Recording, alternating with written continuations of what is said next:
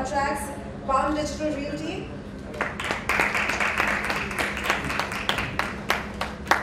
And Mr. Meher Patel, Group Chief Information Officer, Jeena and Company. Ladies and gentlemen, can we please have a hearty round of applause for our panelists? Now over to you, Mr. Patel. Thank you everyone for staying on and supporting this panel. This is a Friday evening, so it's really tough. But I believe there are two things which probably will maybe stay. One, like the MC mentioned, the awards. It's just the right time, the right place. And the second is that the topic is so important. The topic is something which is probably touching everyone out here and has become an extremely crucial part of all boardroom conversations, which is essentially about sustainability. We speak about sustainability, we speak about carbon neutrality, carbon emissions, net zero, going green, and the whole ecosystem is really waking up to buying into something which is more conscious about how we give back to the environment. Right? And as a fraternity, what has happened and what has changed is while we all have kind of grown up into a generation which was about infrastructure, data centers, DR, storage, servers, those data centers and data rooms which are full of these high compute, high volume boxes, cables. Whenever we speak of data centers, whenever we speak of IT setup, the first thing that still resonates in our heads is a room full of cables and wires and lights blinking, and that something goes wrong and you don't know which wire to plug. And that kind of changed with cloud coming in, and with cloud coming in, we also had vendors and providers like you all in the room who came up with an ecosystem of saying, okay, leave the mess to us, leave the management to us, leave the entire ecosystem to us, pay per use, look at it as an infrastructure as a service, platform as a service, software as a service. So the model really moved from you owning the liability to you actually outsourcing the risk to somebody else. And as a fraternity, we have a fantastic panel today. The members of the panel today, if you realize, are a combination of a CIO, who looks at it from a business perspective. We have three gentlemen who are from the procurement and supply chain field, who are the ones who are getting their inventories and demands, if I may, from the fraternity met. And then you have me, who comes from a consulting background, kind of sees both sides of the table and a little beyond, right? So I don't want to take any more time. I think we anyway have been assigned a shorter period to ensure that we all end this on time. So over to you, gentlemen, and thank you once again for making it.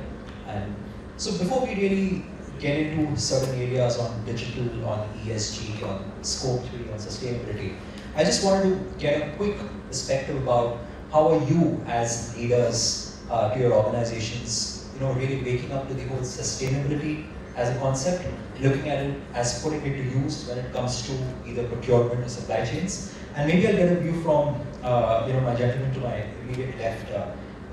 Maybe Ashish, why don't you take a stand and just tell me about how you as an organization, as a leader, really ramp it up. I'm audible? Yes.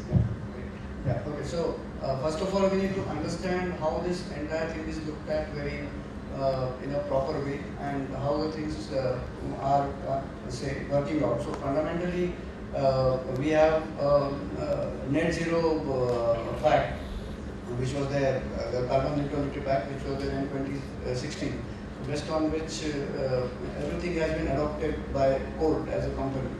And I just Milan Act and Milan say, what do you call it? The Milan, I don't recollect the exact name per se, but and then based on which we adopted those things, and that's where we came up.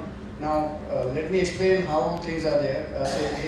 We typically classify that into three parts. One is scope 1, scope 2, and scope 3. So scope 1 is typically the things that we consume. So primarily the fuel, or the electric vehicles, or the gas that we consume, and how we can control the emissions out of them. So basically the green gas emissions out of all of them. So that's scope 1. Scope 2 is something indirect but being under our control. So like the cooling, the heating, or say whatever, wherever the heat is being generated in the entire data center process. So that's scope 2. And scope 3 is the most indirect, which is our vendors and partners. So whatever they are doing and what are the emissions coming out of them is scope 3. So that's how it is classified. And then you have to have a very structured approach to, say about approaching all this. And that's where we get into having targets, the science-based targets for all of this. And then those are set targets, how this can be done. And we have an overall, say, a near-term objective and a long-term objective, how we want to go about it. So for scope 1 there is a target, then scope 2 there is a target, scope 3 there is a target. That's how we look at all this, and that's the way Colt is trying to implement it across the globe. So that's the basic premise, because you need to understand, see, we just keep talking what is net zero, but then that's just an overall term.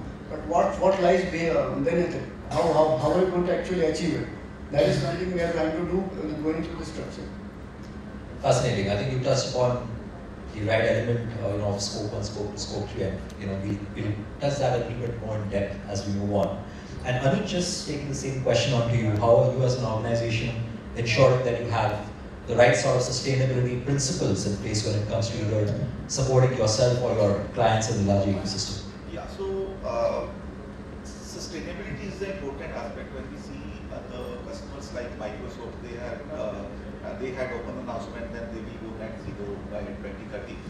And for us, basically being their partners, it becomes imperative to have stricter processes in place and stricter protocols which can easily be implemented. As such, scope 1, scope 2, and scope 3. But yes, the stage wherein we are is where the stage where we can control the scope 3 part. So for that, we are just embedding. This is kind of seen as a risk in the complete process. So to mitigate this risk, we are making our tender and interactions with vendors which are so much focused on ESG, like environmental risk, how we are mitigating this.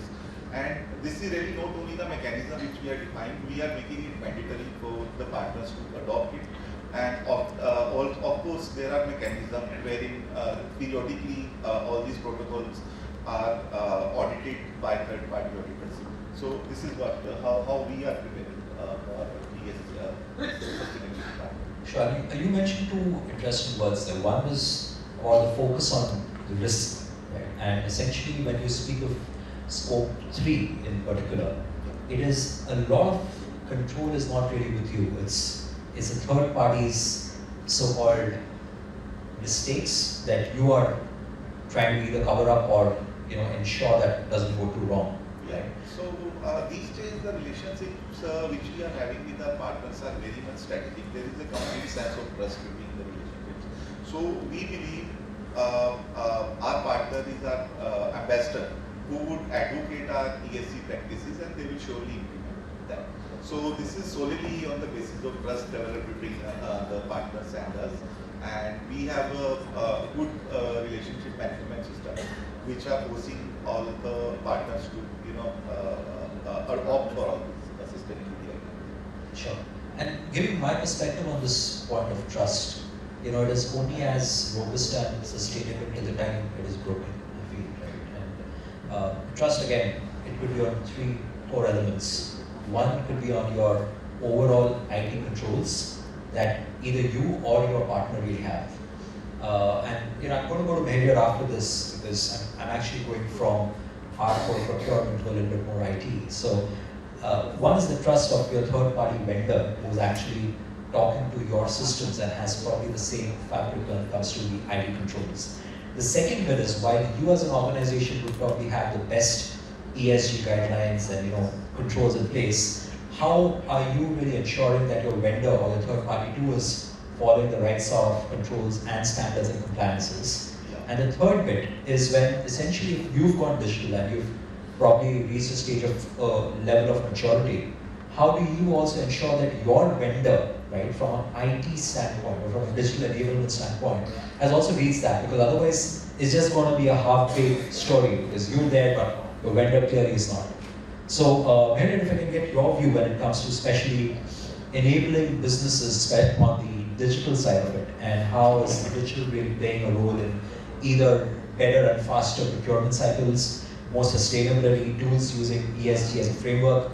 So, happy to hear your views on this. Yeah, I think one of the point which is now getting imperative at the board level is we're talking about sustainability. When sustainability is spoken about, we're talking about a chief sustainability officer.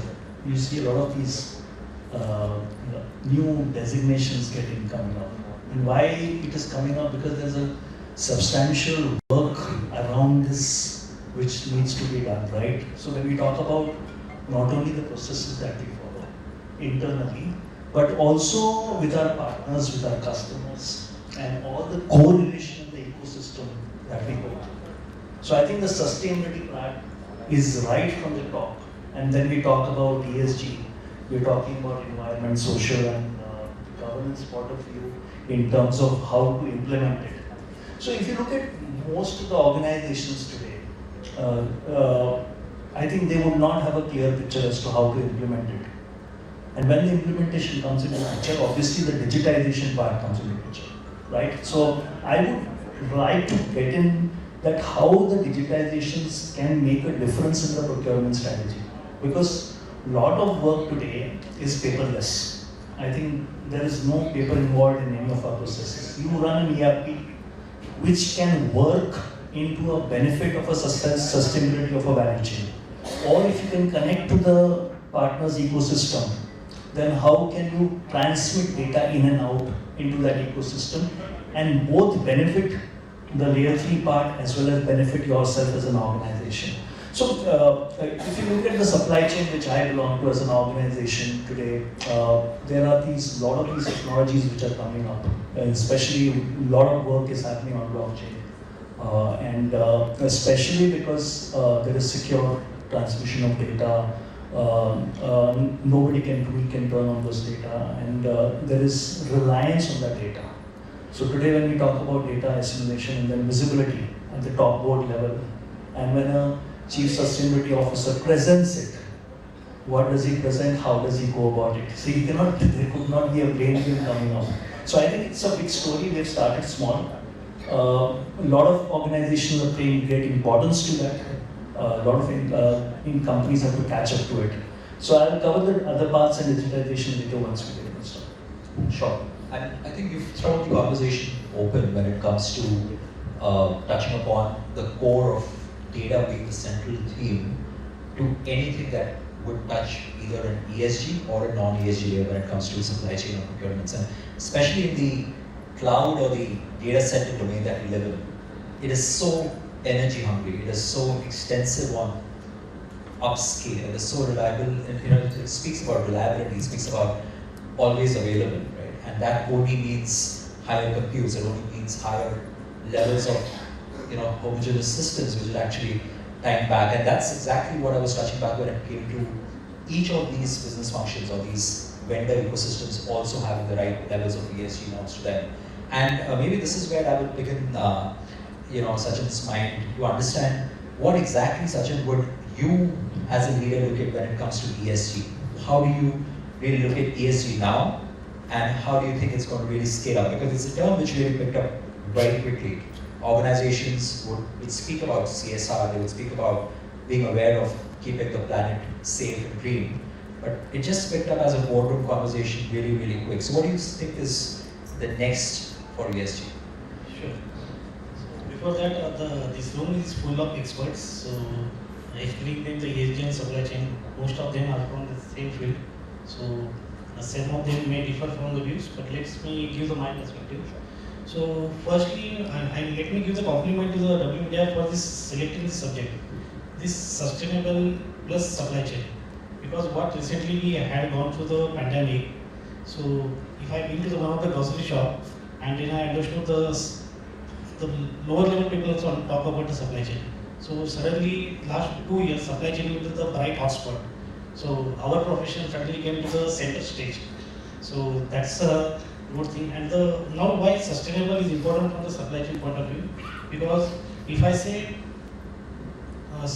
procurement team and supply chain team are the extended arm of the company, and 2/3 of the company's value get procured through this supply chain team.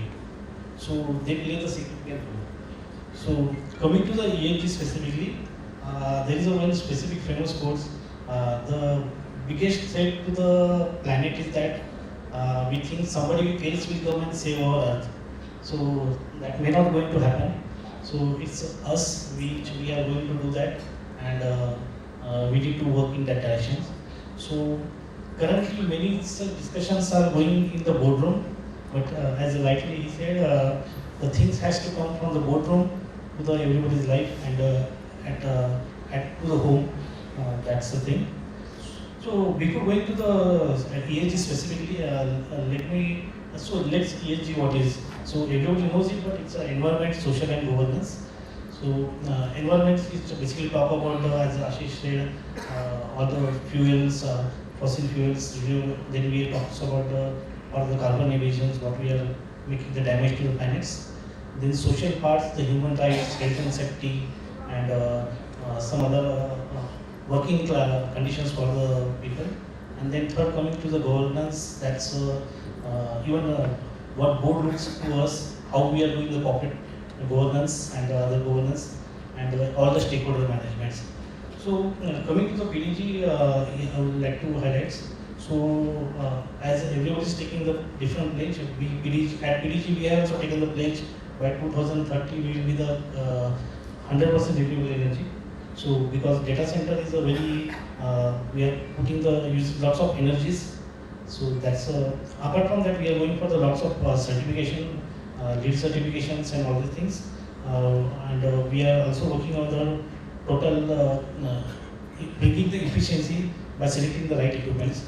So coming to the sustainability specifically to the ESG, recently one of the aspects means he is a more expert than us, but maternity study has to be done. So someone rightly said no one knows what exactly people want. So that study has to be firstly done, and need to understand what we want to achieve and how we want to achieve. So unless that that framework is done, if we are going in different directions, then we will not able to do that. There are let's say case study coming to specific to supply chain. I'm going a bit longer because it's a very quite interesting topic, and everybody talk about ESG and we don't know how to go about it.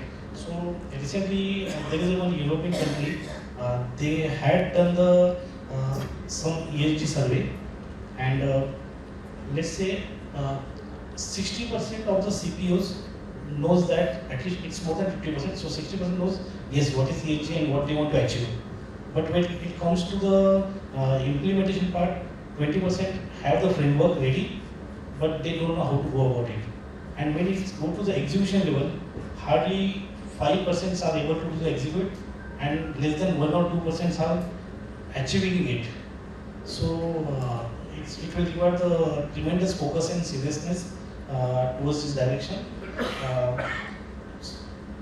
So some of the examples specific to data center before concluding. So whatever equipment we select in data centers, like what we do the chiller selections, UPS selections. So everybody understand the whatever kilowatt losses we enter. So what we do typically, we do the total. It's one of the discussions we were earlier whether basic cost itself is sufficient to buy. Traditionally we used to buy the L1. So that's always on the table. Lowest one we will buy, but it's not nowadays. So we talk about the L1 and T1, which is technical best and price is best. But now VP has said warning in one of the presentation, we are also working on the S1. So S1 is on sustainability, who is the first.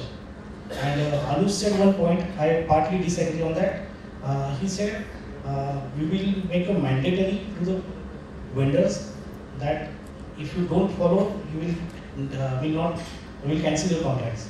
But whether can we afford that? Are we ready? So we have to. So some of the bigger companies can do it. Some of the hyperscalers, but at our level, we need to train the suppliers instead of making them putting on the gun. I can use the word. We can develop the suppliers, and not only supplier. So that can be the holistic approach we need to take. Sure. Anuj, you had a comment? My comment was not that the order would be cancelled, but yes, as you rightly pointed out, one thing that we, as of now, we don't know much like where we want to go. But yes, there should be some, there are some standard protocols by which we need to bind the partners in any way to follow the, ESG protocols. Yes, there may be different mechanisms to that, but yes, I partially agree with you. The order cancellation is really not the sole way to strictly make it mandatory to opt for ESG protocol. So I think just playing the consultant hat here, wherein we're actually listening to such conversations where businesses want to ensure that sustainability is a theme across, and hence when it comes to either contracts or RFPs or when a procurement cycle really starts in, there are different components. So say for example data privacy, GDPR, you're talking about sustainable IT policies, processes, ISO 27001. So as part of the good to haves when it comes to the vendor evaluations, ESG definitely is a theme which has started coming in. Like Sachin mentioned, at certain places there could be a ply where we really look at that as an elimination factor. At certain places, and I'm glad to be hearing it's no longer only about L1 and T1, because we as a consultant otherwise get thrown out sometimes. But it's also sometimes about understanding the quality that a topic like ESG could bring. It's not really an area which has become extremely commodity. It still requires the expertise when it comes to it, and hence probably the needle really shifts from really being L1 to really being essentially T1. And I'll make a view that Mary wanted to make on the same topic. Yeah, so one point which Anuj mentioned, and probably when we're talking about sustainability at the board level, I think the time is set for India as a governance perspective, right from a political standpoint or a point where there is a strong platform there will be, which happens as an enforceable point. See, today what is happening is in your organization, you are saying there's a board level. There might not be a similar situation in other companies. What can happen is, like similarly in supply chain today, the country is specifically recognized this particular part that there should be a standard national logistics policy, and that is implemented. I think the same focus has to happen on a platform delivery right from the governance, right from the government who's ruling and knows that these are the best practices that one should evolve, and I think there should be a great representation coming up there, because these are some of the digital platforms that will come out, and everything can be visible, known, and it can be enforceable. I think, Mary, the point that you made, right, is extremely relevant, because as a country, even when you speak to the CIO community or the CISO fraternity here, they all really tell you that there is a lot of weight for the India IT Act or the Privacy Act to kind of come in, because you would also want, while as organizations we've obviously taken our calls and we've set in frameworks and policies and processes in which we want to kind of stay in our cocoons, but you'd also want the businesses to get a support from the governments. You want support from the legislation, you want support from a legal perspective to kind of also safeguard your interests. And that brings me to a point, gentlemen, when it comes to either from a procurement standpoint or when it comes to a supply chain standpoint. What is your wish list or what is your aspiration that you have from the government agencies to give you that sort of an enabler? And maybe Ashish, you can take a stab at your wish list on this. So I would want to look at it two different aspects. The way the governance is done by the government, or say the framework they put in, it should be in such a way that everything should be digitally possible, without having any physical, say, paper-less economy as such. And the second part is, say, in terms of whenever these things are, say, any kind of rules and governance are made, or any regulations are made, they are more to do with ESG policy per se, so that then they are much better in terms of environment, in terms of all the aspects of it, and it becomes more conducive to the business in a right way. Sure. And Anuj, if you want to add your wish list from what you want from the legislation service. Yeah, so basically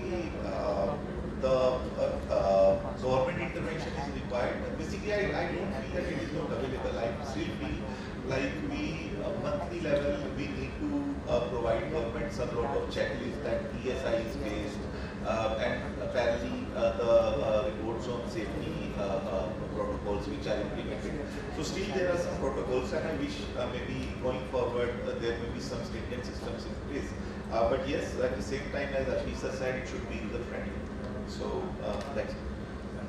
Sure. And then, I'm just going to give my perspective on the same wish list. So, if you're speaking of digital as an ecosystem change that has happened to IT over the last 5 to 7 years, I think another trend that we've been seeing is every major implementation that is happening. So, we were speaking to a client who wanted to implement an ERP system, or rather wanted to assess the viability of having an ERP. And the first thing that they mentioned is we would want a system which has capabilities around ESG. Now, ESG, again, I'll take a step back. Probably ESG is a very misconstrued or a misunderstood word. Probably an organization doesn't even need to be there and spend the money, spend the amount of time on having a robust ESG framework. Whether they really understand the definition of carbon neutral just by cutting costs on airlines, probably not, right? So I think the education of understanding what really ESG entails for your business is still half-baked. At the same time, for companies who are really looking to embed ESG as a part of their IT ecosystems, that bit of it, I think CIOs and digital leaders have started embedding that definitely as part of it. And maybe I'll get a perspective from you, coming in from a logistics major company who deals with such requests of on the fly, real-time tracking, warehouse management, inventory management, supply chains on the demand. So how are you really looking at having ESG as part of your IT ecosystems? Yeah, so I think as an organization today, automation is key for every of your processes that you run, right? And in all of my verticals, we have 99.9% of automation in terms of functional requirement that we run internally as well as what we provide externally. I think that's very important. So when we talk about ESG, there are certain standards that we have looked at into adopting into our platforms. Like for example, validation as a process. So you have your TIN number, tax identification number, which is very, very important. We've implemented the e-invoicing processes where the GST submissions, reconciliations are part of the exercise, right? And I'm not going into layer 3 part because that's something which we cannot have control on. But there are these nuances that we are looking at, paperless sort of a requirement. Paperless is something we've embedded within our organization, that we will see that most of the documents which are used by our customers are paperless and available to them whenever they want to use it. So those are some of the things which are very, very important. But when you look at an organization and how to preach it across, I think I still stand by my statement that certain things have to be, embedded. I don't use the word forced specifically, but then if that is done, then these things will come up automatically. And I think that's not happening. So would you want to interchange embedded with enabled? Because unless you really don't have A, the framework, B, the education, or C, the systems to kind of push that or embed that, right? Do you still feel that you could enable that or still? Yeah, because both will fall in the same arena, but when you say embedded, I would use a little bit word other than force. Understood. I think just as a last bit to the whole theme, and maybe I'll come to you, Sachin. What is your one vision that you have when it comes to either sustainability in your business, right? What is that one aspiration, vision that you have when it comes to either easing work for you as a function, or easing it for your businesses when it comes to procurement cycles? Because as businesses, I think everything is as urgent as yesterday. Right? So how do you think that can be optimized and So before that, I will just cover the one question you asked the other gentleman. So what we asked the expect of the government. So G is very well controlled by the agencies like EY and everything. S is into the very much inclusive into the all the value chains of the company we can say. But coming to the E, carbon tax. So carbon tax is not much popular in India. So some of the advanced countries like Canada and everything is started. So something can be started that's open to the discussion, debatable. And coming to the one specific, sustainability is one of the challenge for the data centers. And because it's not only the capex, but our customers' requirement, there are certain pressures from the boards, banks. So working very seriously towards that. So giving the hands to the suppliers and the entire ecosystem and become the enabler, ensure the going through what vendors are doing, how we can achieve that, and putting all the efforts into the value chain. So identifying all the areas where we can go and optimizing the cost and the speed, bringing the speed and the scale to the data center that we continue. So thanks for bringing that point of cost, because as a end note to this conversation, I was coming to probably the most important bit. And I think someone made a comment that as procurement leaders will be now being more important. But I still feel businesses can plan, businesses can aid, businesses can feed. But till the time you gentlemen as procurement don't approve and sign it, all of this will just be a wish list, right? So I think your function has been extremely important always. And coming to maybe I think the last comment from Mahir and from Sachin again, just on to you, is how do you, Mahir, look at now having better and tighter processes when it comes to either having IT or risk? And Mahir, what's your personal view when it comes to either data loss, right? Because as procurements, there is so much of data that really goes into either procurement systems or reverse auction portals or websites, which essentially has your bids, your financials, your commercials, your GSTNs, every sensitive data in whatever nature that you would call for. It's all residing with a third party. So how do you look to protect that data, either from a data loss or from data leak? So, as an organization governed by ISO 27001, 9000 on ISMS, we stringently look at data protection. And when we talk about data protection, we not only talk about the ERP data, but also the last touch points which people operate on, especially our employees who operate on it. And it's a serious concern actually. And if you look at personal data protection, I think there's a draft policy which is already up in circulation. It's going to be debated and it's coming to effect very soon. So probably it's, as a law in India, it's going to come up very fast. And there could be stringent standards in terms of penalties which are going to be very, very heavy to look at. But I think a lot of organizations are playing an important role, as in terms of having a designated security officer who forms a part of a governance and is audited in terms of data protection. And most of the organizations are taking it very seriously, because now today the laws are changing, and you as an organization has to be really upon security standards. Absolutely. And I think probably the whole definition of a security officer has changed with the advent of either digital or ESG really becoming a core value chain. And just last endpoints from Anuj with you and Ashish.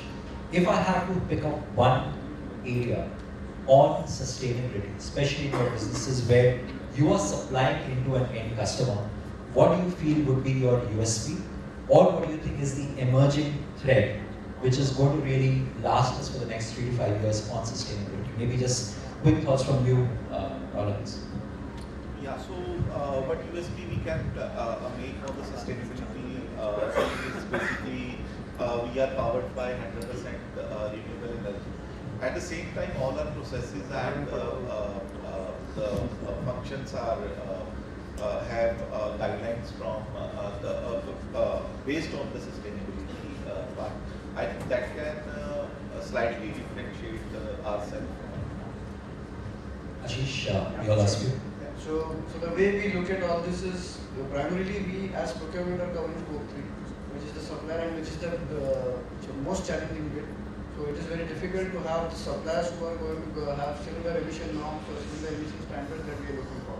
So we need to have it in a very structured and a very disciplined and a long-term model to get it effectively implemented and have such enabling clauses in the contract, thereby they would get say incentivized or say get some kind of say so to say get forced to an extent to if they want to work with us, they will have to follow these manners, and then that won't happen immediately. It has to go for about 3 to 5 years where we develop them and then get them up to speed to get to say science-based targets that we are looking for, and how can they control their emissions to keep working with us. Trust procurement to be good with numbers, and we're exactly at zero. So we've ended on time. Thank you, gentlemen. Over to you. Yes, all right now. We have 2 questions, time for 2 questions. Gentleman right here, he raised his hand first. Hi, this question is to all the panelists. ESG obviously is a buzzword today, but not too many people are actually very serious about it. Although it's just become a hype, so everybody starts talking about ESG. At least that's what we figured in our industry, because we are the pioneers of ESG in our industry, which is the warehousing industry. And so my question is, for any CIO today, as part of your value chain, your biggest suppliers are your cloud service providers. Most of us are dealing with the multi-cloud scenario where you're using multiple cloud service providers.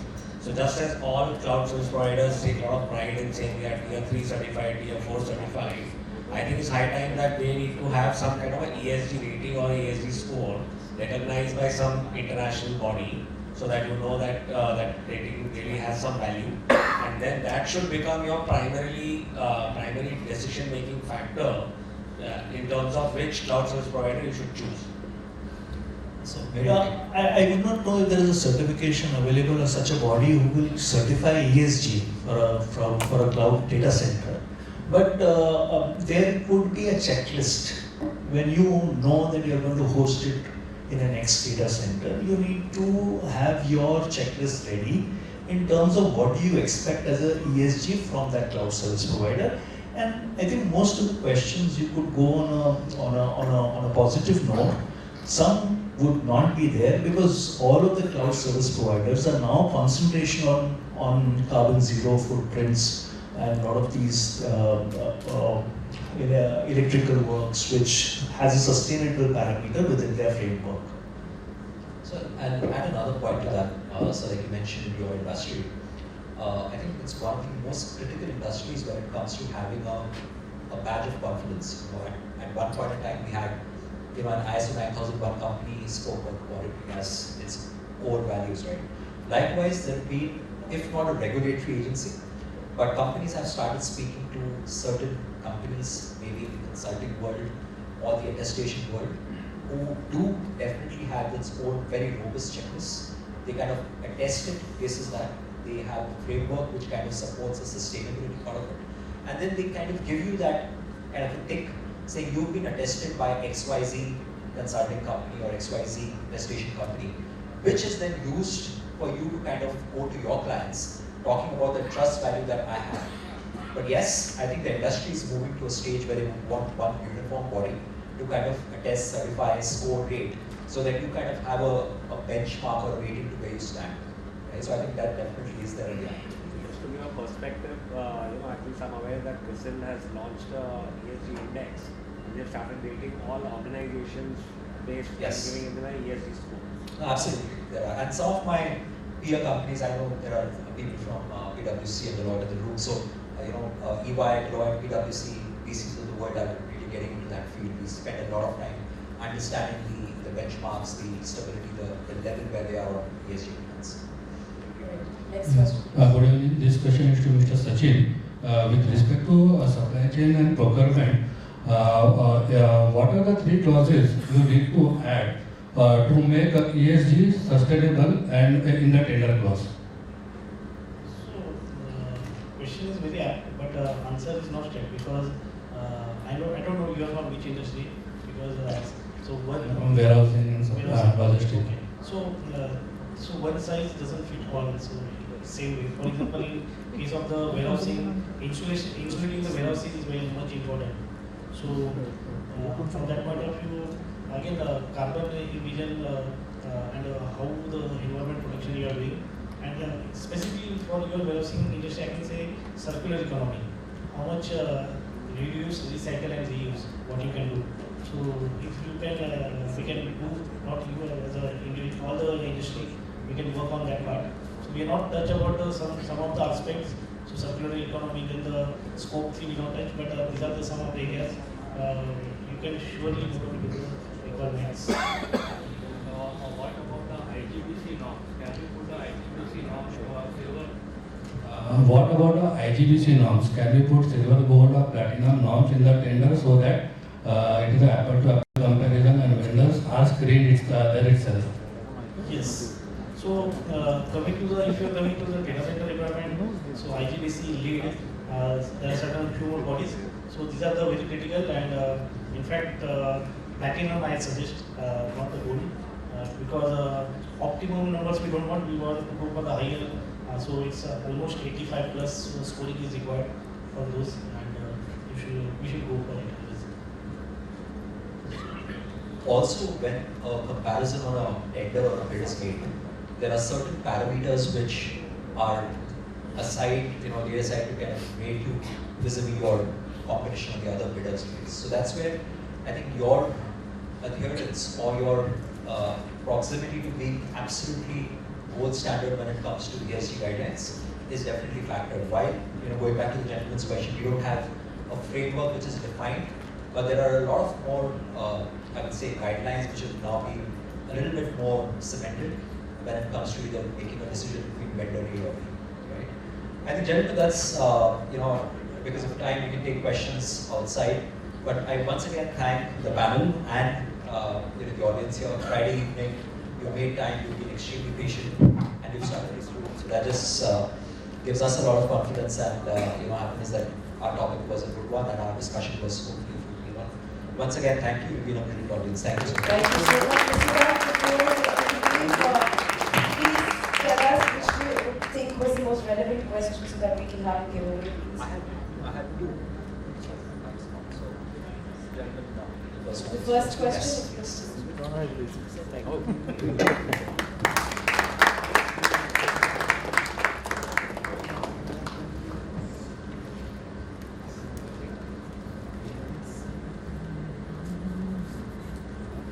Congratulations. Thank you so much for your participation. All right, now I would request Mr. Abhishek Das to please present a memento to our panelists. First to Mr. Sachin Apure,